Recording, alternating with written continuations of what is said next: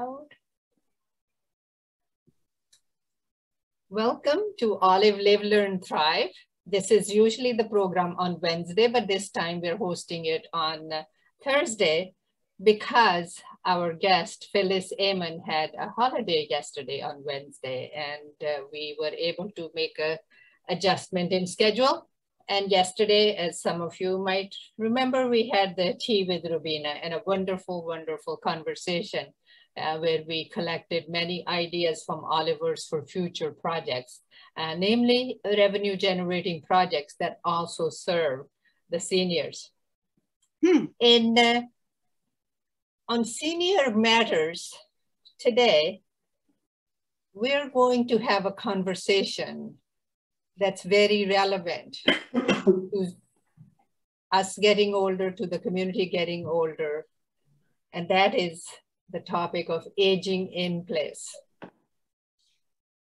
And some of you may have heard the term aging in place. If you haven't, you will begin to hear it more and more as we move forward, especially since after the pandemic.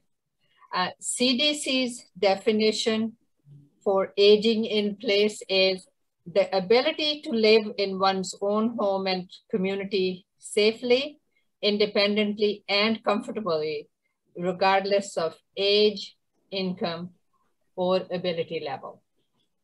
So that's the definition of aging in place. And if I could just add something at this juncture, Rubina, that Olive Community Services, really the purpose and philosophy is to allow people to age in place. You are serving such a greater need than I don't know if it was even envisioned when you started, but this is such an important area, and Olive Community Services is really niched into that area and serving the population in a really wonderful way.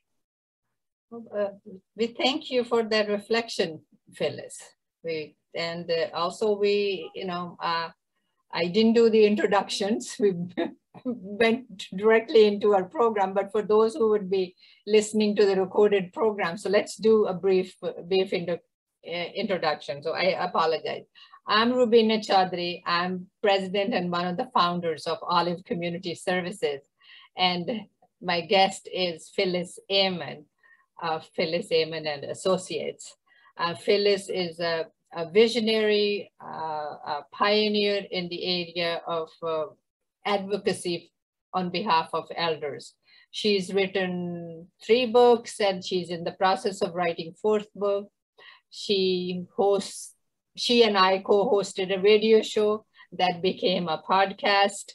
And now we're at the verge of future adventures together, all with the idea of serving the needs of elders. And Phyllis, do you want to add a comment about your background, embellish what I said about you?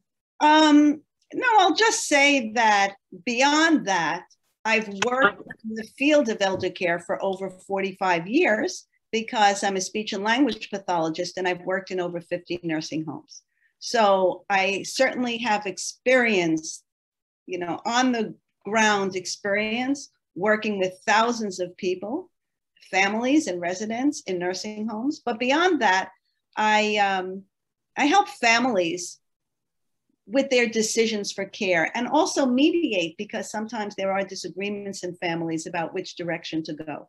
So that's something that's very important for me. And it's also important for me, which kind of is applicable to the conversation you and I are having today, Rubina, is that these are important conversations for people to have. And I tell people to plan by choice, not by crisis. Not to wait until something happens, because inevitably something will happen. Even if people aren't thinking that, it can happen. I'm sure we've all, who's ever listening, and Rubina, even in your family, things come about that you just didn't expect. And then you have to make some decisions about how the care needs of that person are going to be met. And so I think, especially as people are getting older or have older parents or whatever it is, that's important for them to have these conversations, because there's a lot that goes into the decision about aging in place, about remaining in your home. Many, many considerations. Yes, that's wonderful, wonderful, Phyllis. And we're really grateful to have you as a friend and as an advisory board member to Olive. And this whole scape of seniors, aging, everything, it just overwhelming. It's just overwhelming. So I'm going to repeat the CDC's definition for aging in place again as we begin our conversation. And also I would like our guests to write questions in the chat that we can answer, or keep, have any questions. I think chat is probably the easiest way for us to capture the questions that we will be able to answer. So once again, CDC's US Center for Disease Control and Prevention, their definition for aging in place is the ability to live in one's own home and community safely, independently, and comfortably, regardless of age, income, or ability level.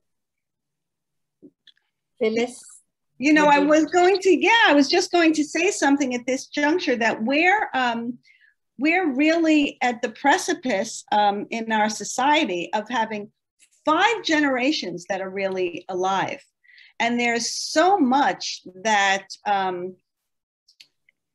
because of that, I mean, we all know that the population is getting older. I don't think there's really been any other time when we've had 5 generations that have been alive at the same time, because people are living well into their 90s and even hundreds. And as people become older, as we all know, your body changes. I always provide the metaphor. I actually love this metaphor, that the body is like a car. And when you have 50,000 miles, there are some things that happen at 50,000 miles, and you can have a car at 70 and 100,000 miles, and because the car has run for that number of years. So I would say a very important component, if people are thinking about aging in place, is to think about how they're going to maintain their health and well-being so they can age in place for as long as possible.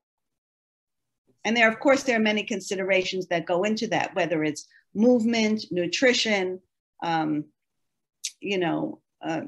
and psychological and emotional well-being. There are so many factors that go into maintaining our health and well-being so that we can remain in our homes as long as possible. Thank you. So basically, we need to be proactive if we want to be able to age in place. Absolutely. It can be, it's amazing. Proactively, just be ready to be.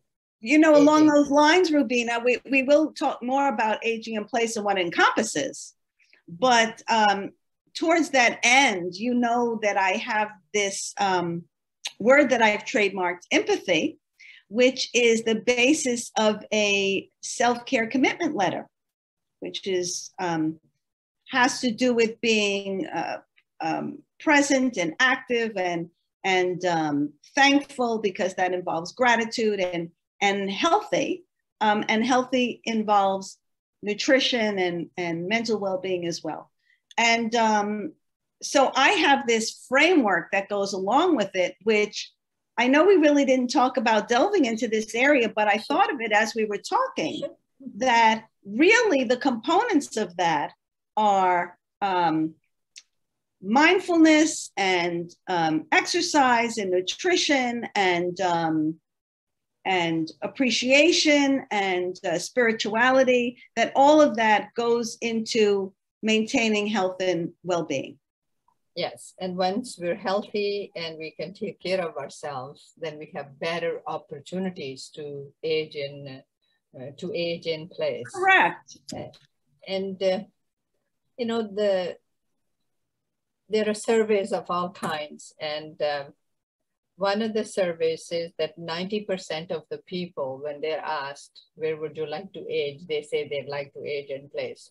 So it is something that we all want, that we all prefer. And, you know, right now, there are about 1/3 of American households that have an adult 60 years old or older living in it. So this aging in place and the number of people is really, really very, very significant. Do you, when you say aging in place in 60s, it reminds me that when they first passed Medicare, that an elderly person was considered to be someone 65 and above. Oh, yeah. So I think our idea of what an elderly person is has certainly changed over the years, because when you're saying that 1/3 of the American households have a person 60 and above, right? I'm certainly 60 and above, and I don't consider myself elderly, although there may be some, you know, people in their 50s and 20s that consider me elderly, but I don't consider myself elderly. Mm-hmm. So I think our thoughts about what an elderly person is has also changed over the years. Mm-hmm. And, you know, you and I before this talked a little bit about the history of how we got to this point. And the reason is earlier in the 20th century, I had to remind myself we're in the 21st century now. So earlier in the 20th century, people had the opportunity to live near their families. People were clustered together. And so they enjoyed the ability of living with their families out as they advanced in years. Of course, their life expectancy wasn't the same as it is now, but they had that opportunity. But then with the Industrial Revolution and more jobs in cities, and of course, as time has progressed, people disperse around the country. Those opportunities became less and less. And that's kind of what began how nursing homes began to increase in numbers to a great degree. Now there are over 15,000 in the country.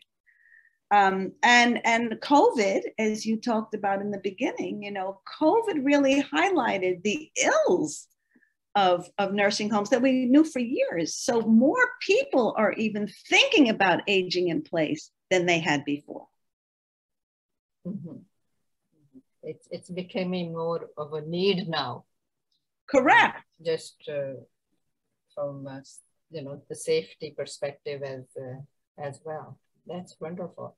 And I wasn't aware of this, how this trend happened, and why this need. I think there is more to it than just COVID. I think COVID has just highlighted it.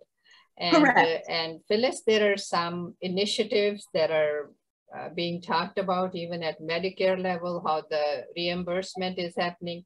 So aging in place is really the in thing, the next frontier in this senior state.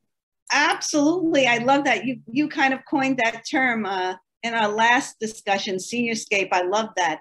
And one of the things we talked about in that discussion, when you talk about policy, is that as they make the decision, hopefully, that with the Money Follows the Person program, just to remind people if they didn't hear it last time, that that allows a person to access Medicaid dollars while they remain in their homes and be able to choose to meet their care needs in the community, as opposed to having to move into a nursing home in order to get those needs met, because that's the only place that Medicaid would cover those services.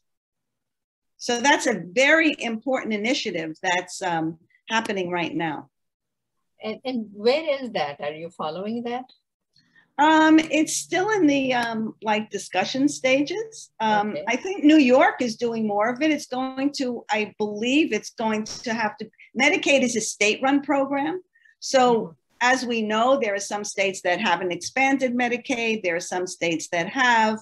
I think that's going to be a state by state, but I do believe that one of the federal initiatives was to really develop a Money Follows the Person program. But talking about that, there are important initiatives to really address the needs of lower income older people. And that would go hand in hand with that. How do we address those inequities in our society, but also meet their healthcare needs so they can age in place? Because there are tremendous disparities, as we know, across income sectors. And one of the next area, one is, we covered the idea of wanting to age in place and how we've come this far. And what's also important is home modifications. When you look at the homes of the last, 20, 30, 50 years, there are 2-story homes with the living room and kitchen and the dining room, family room on a main floor. And then you have bedrooms upstairs. Right. So they're not conducive to aging, even if you wanted to. So I know I am aware of some initiatives where, accessible housing, etc. So Phyllis, what are some of the trends that you're seeing that are more positive towards aging in place? So it's interesting that you mentioned home modifications, because I think when people think of home modifications, they think of making some structural change to their home. That it involves an architect or a carpenter or a contractor, but there are very simple home modifications that people can make. They're in-home modifications that don't cost anything or may cost just a few dollars that can make a tremendous difference in keeping a person safe in their own home. I mean, a simple one is providing more lighting, even in your bedroom and bathroom when you get up at night. Or if you have throw rugs next to your bed, to remove them so you don't step on them and slip and fall.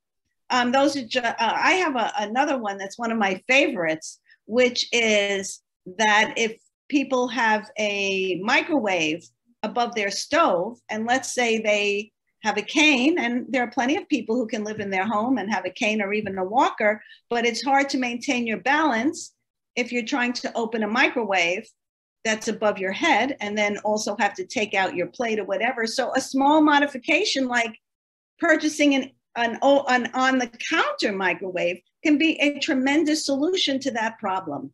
But you said something interesting about the size of people's houses. And one of Dr. Bill Thomas's initiatives is that he believes, and I think it's true because I'm finding that myself, that the size of our homes doesn't match our functional needs any longer. So you asked when we started if people knew what a Minka home was, and that was one of Dr. Bill Thomas's initiatives. And they're small. It's based on a Japanese model. I think Minka is a Japanese word. He takes a lot from that culture.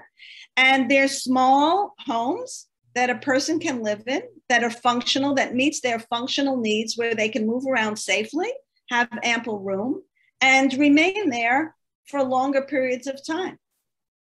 And now, is that the same as granny pads or granny homes or backyard homes, Phyllis? I think it's similar. It may have a different name. It may be a different company. It may be based on the same philosophy. But I guess his brand was Minka Homes. Mm-hmm. Right. So actually, he has a Minka home near his home.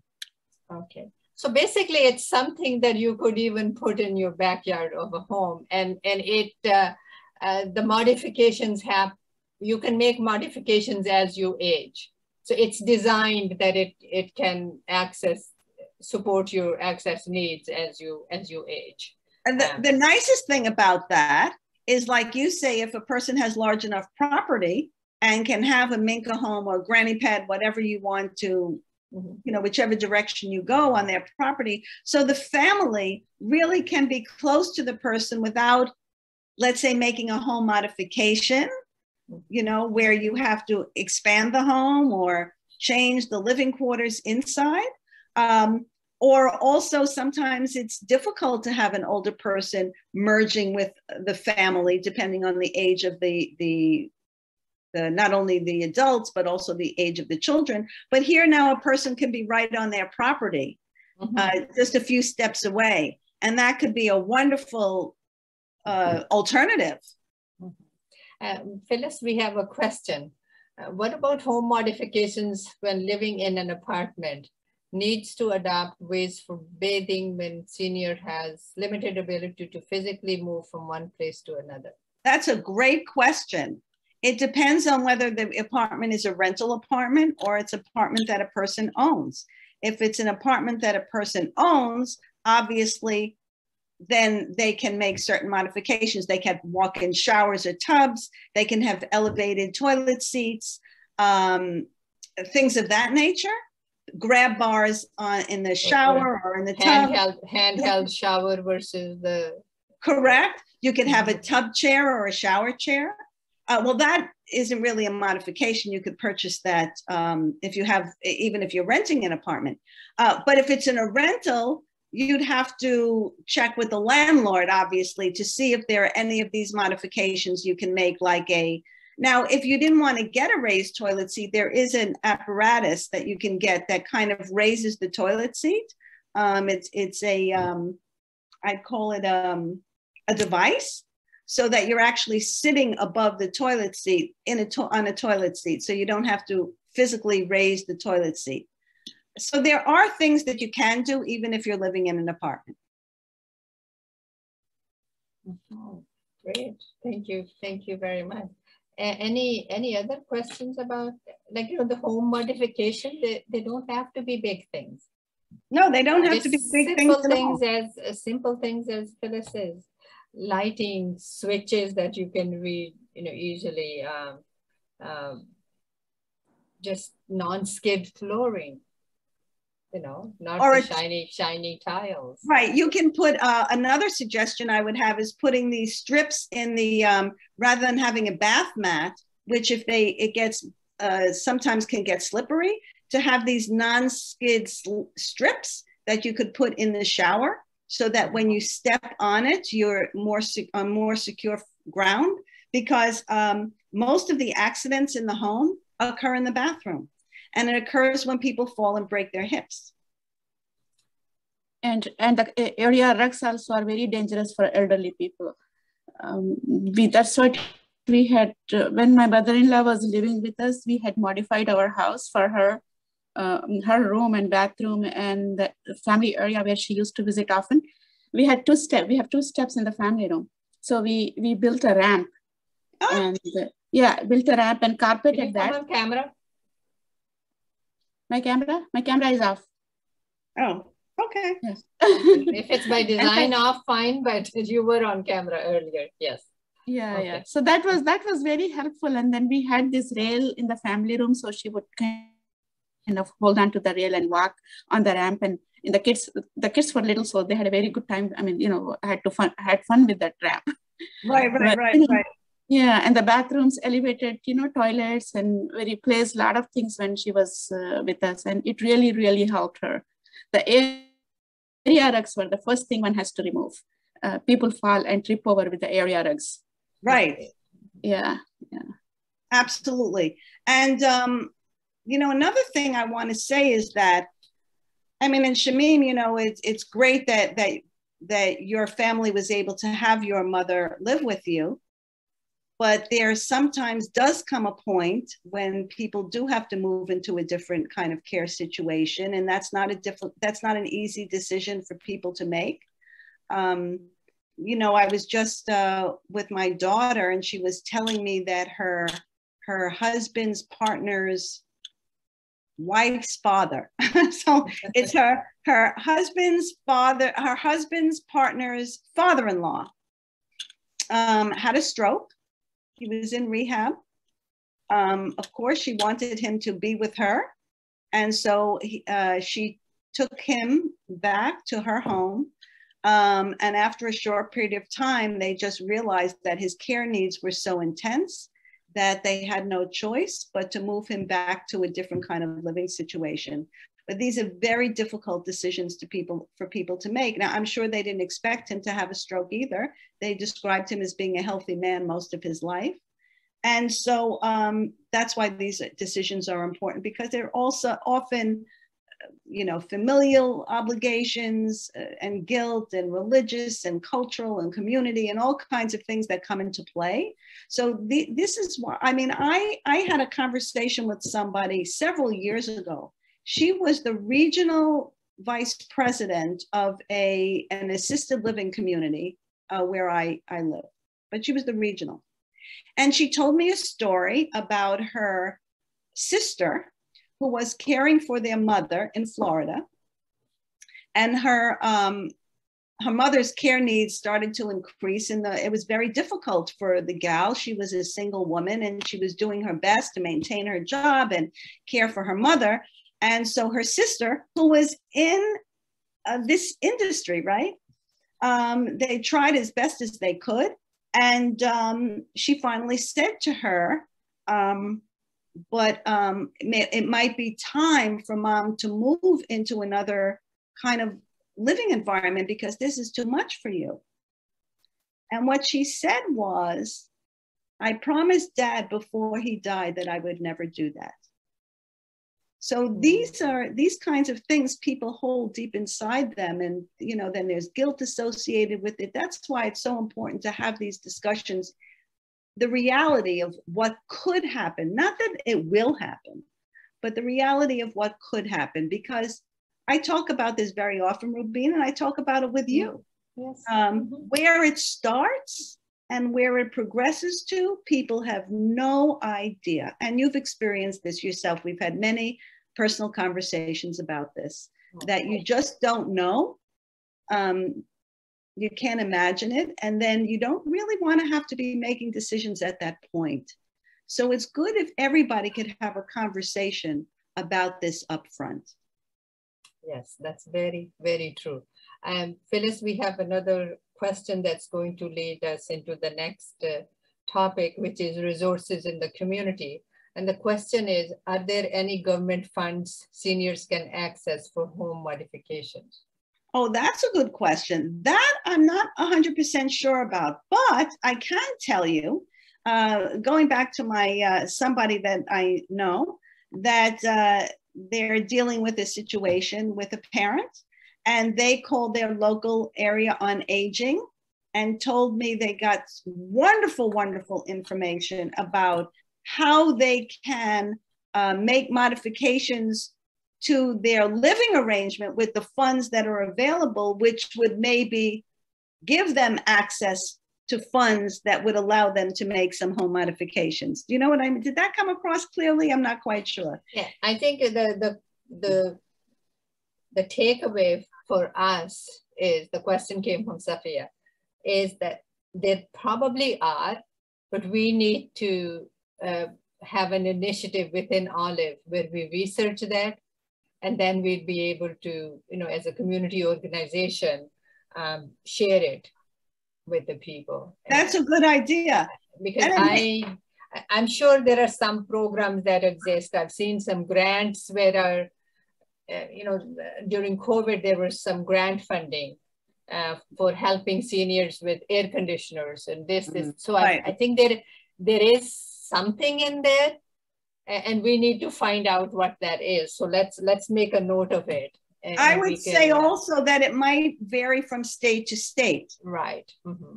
That's why I said that, the state where this person lived, they went to the area of aging in that state. Just like Medicaid is a state funded program, there may be different things available through different states. We have Council on Aging offices here, and Olive. Right. And the other thing I was going to say that I'm sure AARP may know of initiatives in that area. They also have an AARP foundation, which I'm sure can address some of these issues. It's very hard to get to them, but I think it's easier to get to the AARP foundation and find out about some of those initiatives.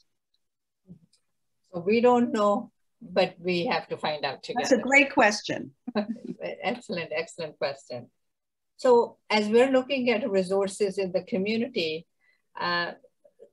there are some initiatives already in place, and some are kind of evolving by themselves, where there are communities where older people live, and then they have more socialization and more events that are geared towards interest of elders that are available. And they are called, senior communities. So that's another thing towards aging in place, that you're living close by. And I think that probably might be close to the village that's described in Bill Thomas's book, where you're close to each other and you have communal sharing of some other things, and you're living together. But I want to say that there are also initiatives to make communities age-friendly communities. And this has nothing to do only with older people, but age-friendly for all ages.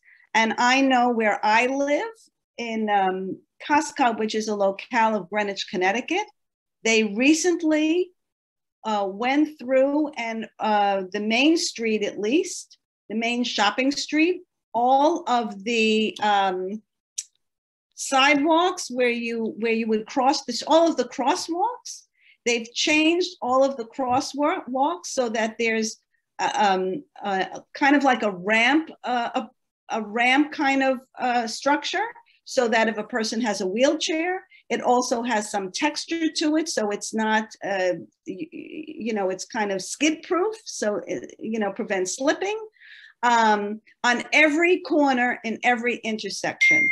So this was one of their initiatives to make it an age-friendly community. And even though that's conducive for older people, younger children also, who sometimes can't step up on a curb. So these are some of the initiatives that are going on around the country, actually, to make communities age-friendly, which would allow people to age in place for a longer period of time. Yes, definitely those conversations are happening, and they're happening in the city that we're in Fullerton, about sidewalks, about people walking, where the trails, relatively even, on where there are fall risks and something like that. I think and they also have benches every once in a while, so people, if they get tired, can take a rest. I mean, these are very important initiatives. It's interesting you'd mention benches, and I smiled because Shamim and I live on a street that has quite a steep slope, and I've requested a bench for my birthday gift to put by the mailbox out there.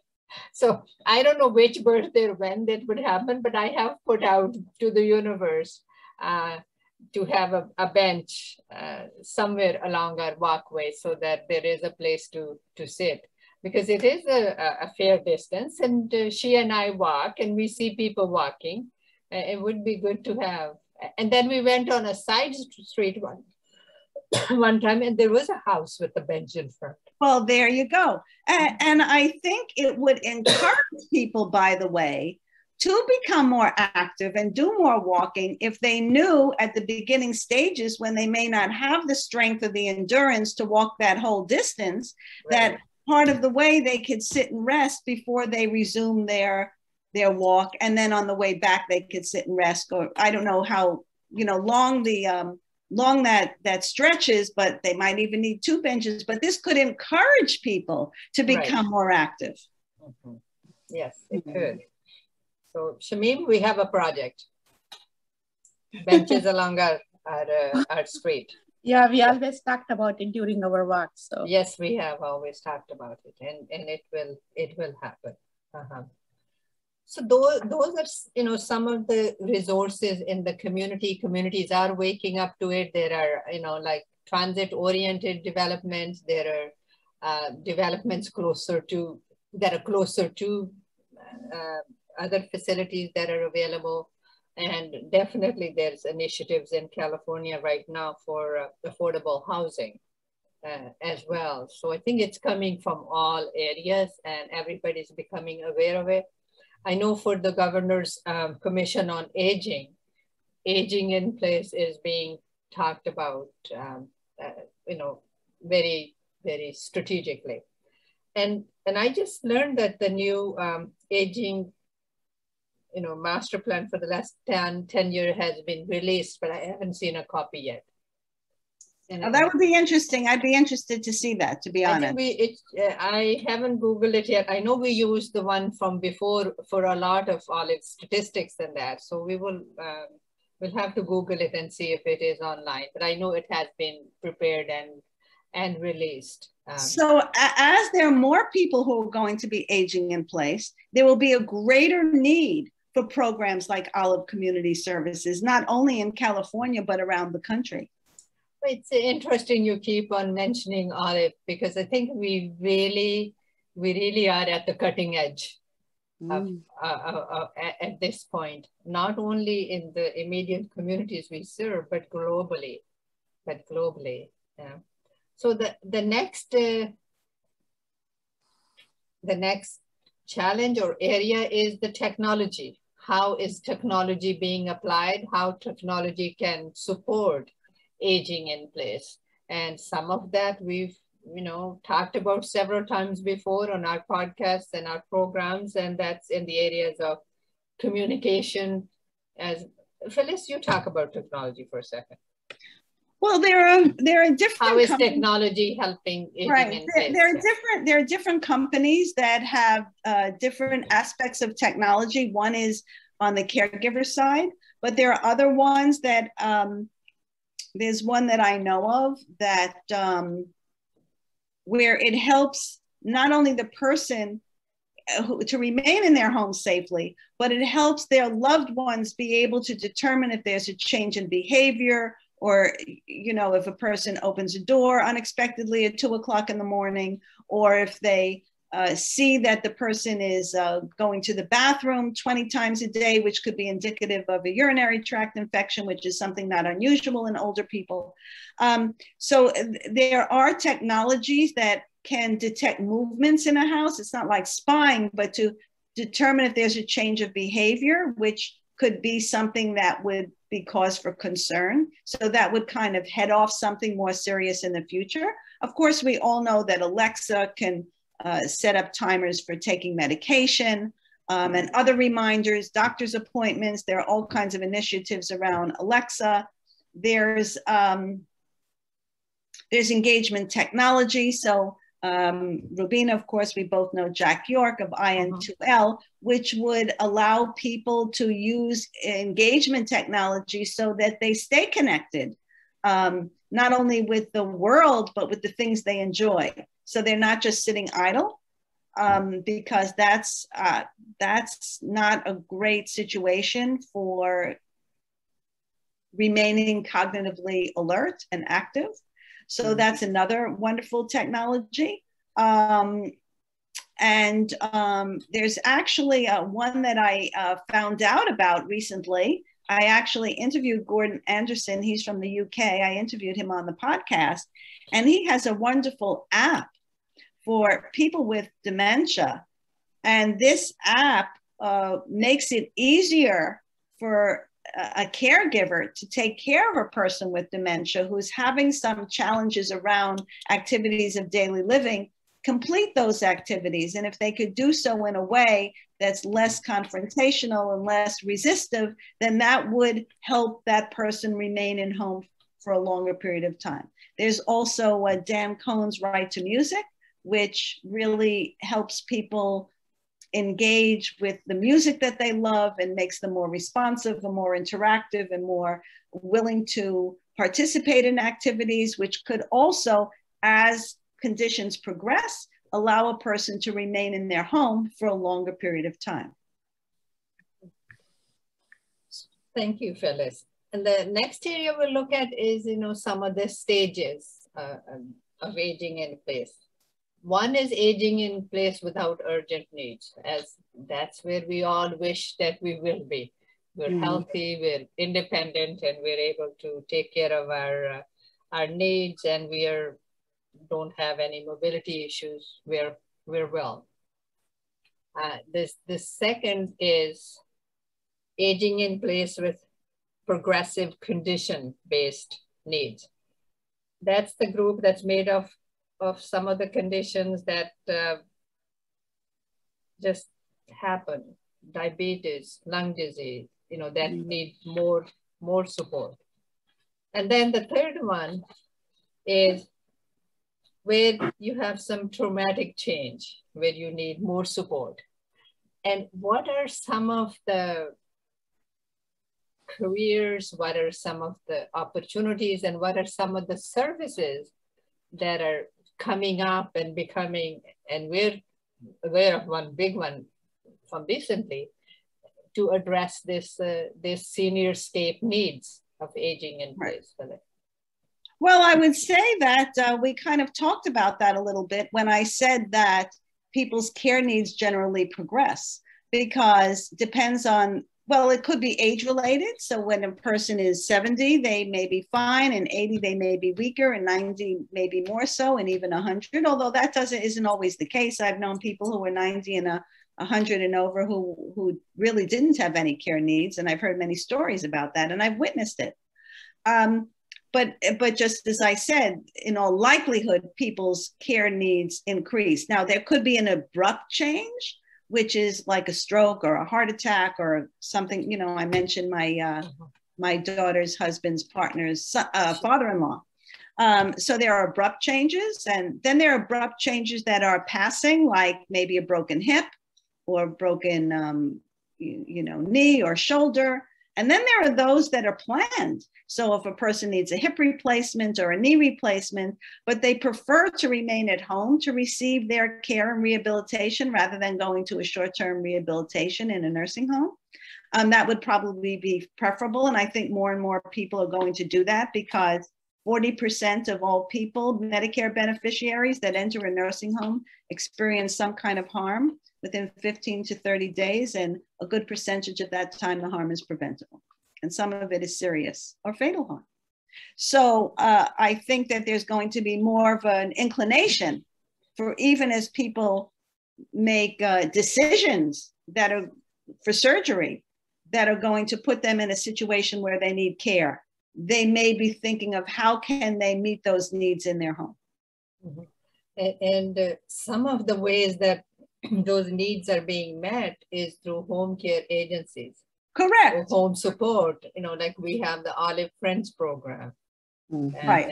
And of course, there are organizations like Home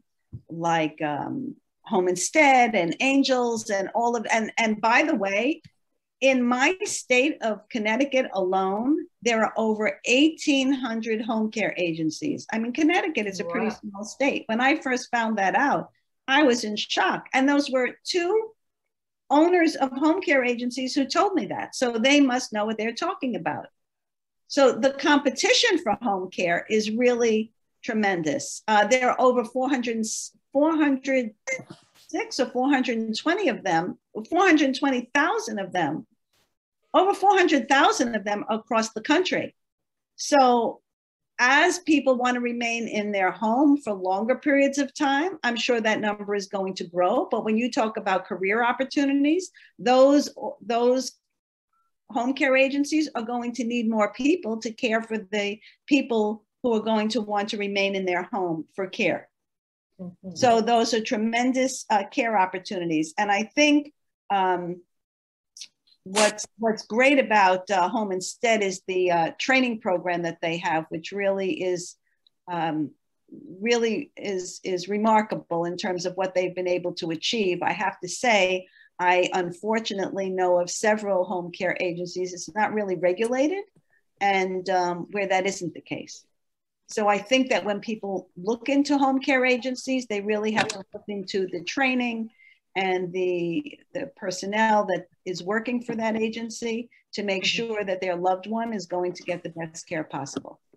Well, I'll share something with our group that earlier this year, Home Instead agencies, they have a charitable organization, Home Instead Charities. And they had a fundraiser called Give 65. And I think many of you probably remember because we reached out to you.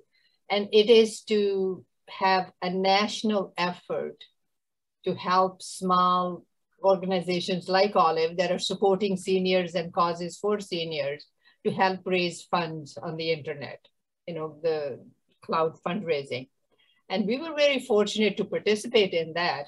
And the second part of that is this summer, Home Instead Charities got purchased by Honor. And that is an organization that focuses on technology. Technology for the caregiver, the person who provides the care, and technology for the person who owns the home agency. You know, Phyllis talked about the technology for the person themselves. And this is technology for those people who are running it. And since Olive came in first in our category for raising funds in the Give 65 campaign, Honor and Home Instead Charities, they're going to do an event and invite Olive and honor Olive. So that's going to happen in November, I think. So Olive is getting to be known in these big circles. And this is Honor and Home Instead Charities are over $2 billion merger that just happened. And they anticipate that that it can be a $500 billion, they envision it to be about $500 billion. Yeah, it's a huge industry. It's absolutely humongous. And that's why, by the way, that's why I mentioned Home Instead, so that you'd have an opportunity to talk about our fundraiser that Absolutely. we did, and the fact that we came in first. So thank you everybody for that is why I mentioned Home Instead in particular. Thank you very much. And then, you know, we briefly touched at the trends that are happening, and each, you know, place is addressing the need of the seniors. And it's, you know, in Canada, they have an organization that's focusing on aging at home related issues. In United States, you know, we've mentioned some of the things. Space is part of that, and it's really big thing. But one area in the Middle East and the Far East, traditionally parents have been taken care of at home. Mm-hmm. So that also, what the trend there is that they're beginning to have more like nursing homes, because they're beginning to realize that elders are living longer and there are some needs that cannot be met in the home, so that the need for nursing homes is being becoming higher over there. You know, I want to say that we think of the Asian countries as really taking care of their elders, but China has been has initiatives for nursing homes, been going for a few years, and well, a lot of it, I think they're taking a lot of the I shouldn't say taking, but some of the blueprints are coming from the United States, and that could be, you know, positive and negative, as we well know. But there are countries, what's the country where Jack York's friend Francis is from? I don't remember. Oh, yeah, I know. Where they toss women out, right? They provide them no support. That's why he has his organization. Yeah. They offer them no support. If the woman is older and her husband passes away, she has no rights, no property, no anything. So this is really a global initiative. The United Nations this year had the 11th session of the Open-Ended Working Group on Aging. And there are initiatives around the world to address the growing aging population and how we're going to care for this aging population, whether it be in environments outside of the home or environments inside the home. And that also speaks to the number of caregivers that we're going to need, because even if people go to a nursing home, we need healthcare workers. Right. So talk about a growing industry. Very, very much a growing industry. We have another question, Phyllis. It says, we are seeing a need for Islamic hospice services. Are there any in the area? You know, that's something that I have not looked at, but one of our board members, Naz Hai, she operates Heights Home. She operates a home residential care facility. I know she has from time to time had people that are on hospice care, but she may be more aware of what's available. And then again, that's wanted to. You know, Rubina, I was thinking about that because you have your in-home visitor program. Right. But then the needs start extending into hospice. Yes, and we experienced that. We experienced that already. Yes. Right, as I said, the care needs increase. Right, yes. They don't remain where they are; they increase. Right. So, in the situation we had, we were able to work with the local health authorities and provide and support. And Narmeen can share the details with you. So you're not training people to go into hospice care through Olive? We are not right now, but if that's something that is of interest, we can sit down and make it a project and see what's involved, because there may be other requirements, registrations and all that. And as I said, you know, Olive is very creative. We're at the cutting edge. And if that is where the need is, let's sit together and see what it is. You know, we have Nigar Rangunwala as one of our regular participants. She's not with us today, but she's very much involved in the mortuary in Garden Grove. So when we get her involved and few other members that are interested in this area, I think we can definitely have a conversation, and we can ask you to lead that conversation and see where it takes us. Okay. You know, see where it takes us together. Yeah. Okay. That's interesting. Thank you. Yeah, thank you. And we have Naziha More join us. Welcome, Naziha. We haven't seen you for a while. I know. I miss you guys. And I feel so bad. I missed the grandparents thing. I don't know how I overlooked it. I was looking forward to join. Is there recording for it? We will have a video. We had a videographer because we knew everybody will not be able to make it. Phyllis also was not able to make it. She had the desire to come. And when that is available, we will post it on our website and send everybody a message. That was a decision we had to make, whether we want to go through the expense or not. And I said, you know, that is a valid expense, because here, those of us who weren't able to come will be able to see it. That's great. We had a great time, but we missed those who couldn't attend.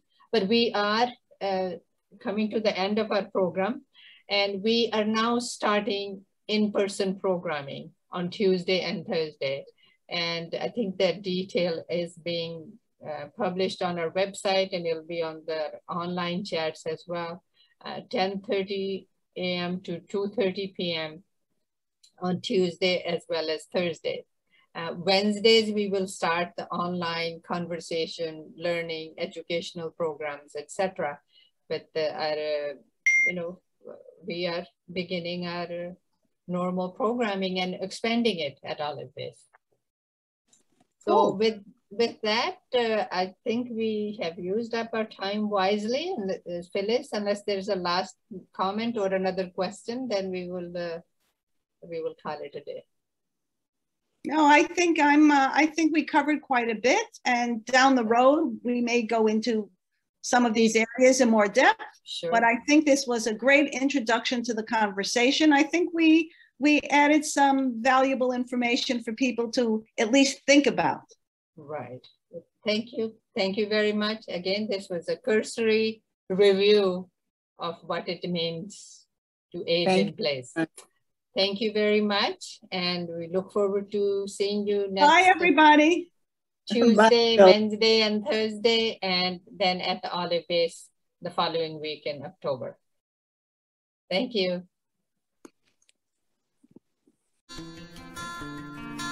Olive Community Services is a 501c3 nonprofit organization based in Southern California that provides culturally appropriate services to seniors, their family, and the community. Through its physical and virtual interactive programs, Olive engages participants in a variety of ways that promotes health and well-being. To learn more about Olive Community Services, to get involved, or to make a donation, please visit www.olivecs.org or email info@olivecs.org. Be a change maker, and together, let's live, learn, and thrive.